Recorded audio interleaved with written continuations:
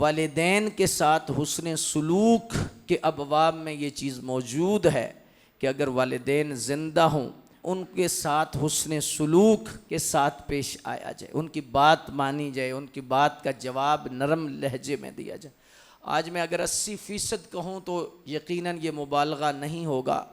80% हमारी जो नौजवान नस्ल है उनकी आवाज़ और लहजा बड़ा करख्त है और वो ऊंचा बोलते हैं घरों में।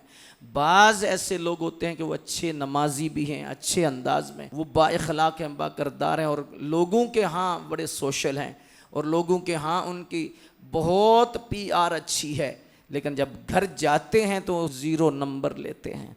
घर जाते हैं तो उनको लहजा अपने माँ बाप के साथ, उनके बोलने का अंदाज़ जो माँ बाप के साथ होता है वो बहुत ही ख़तरनाक होता है। तो आज बिलखुसूस मैं नौजवानों से अर्ज़ करूँगा, मेरे भाइयों, आज आप जिस हालत में भी हैं, हदीस में आता है कि ये रसूलुल्लाह सल्लल्लाहु अलैहि वसल्लम ने फरमाया, कोई भी गुनाह है और कोई नाफरमानी है तो अल्लाह तबारक व तआला उसको मुआफ़ भी कर देता है या आखिरत में उसकी सज़ा देता है।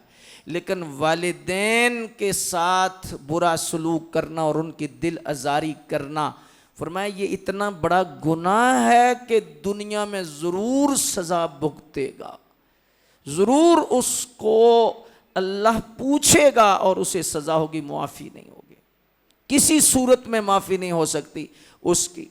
तो ये बड़े ध्यान से समझिए और सोचिए, गौर कीजिए कि हमने अपने वालिदैन के साथ रवैया क्या रखना।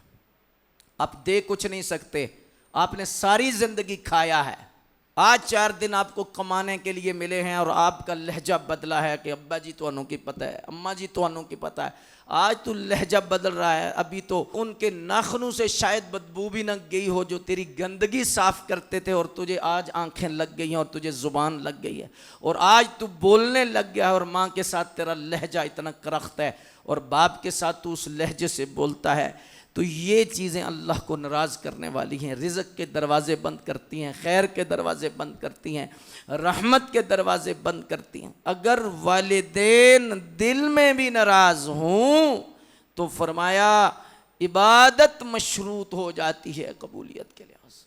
वालिदैन दिल में भी नाराज़ हों तो इस लिहाज से वालिदैन को नाराज़ नहीं करना चाहिए।